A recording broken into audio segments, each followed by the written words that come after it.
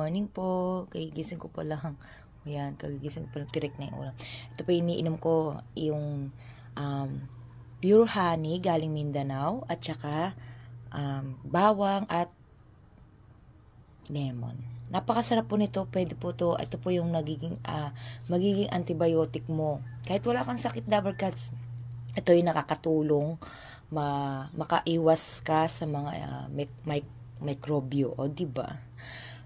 Tapos, kung may ubo yung anak mo, pwede po itong painom din sa anak mo na maselan. Hindi siya, masarap ang lasa. At saka napaka-healthy po nito, Dabber Cats. Ito yung dapat matagal ko na ginawa to, no? Kung di ko napanood yung isang nagbablog, medyo mapainit, mainit, wait lang, mainit. Maligamgam yan, Dabber Cats, maligamgam na tubig.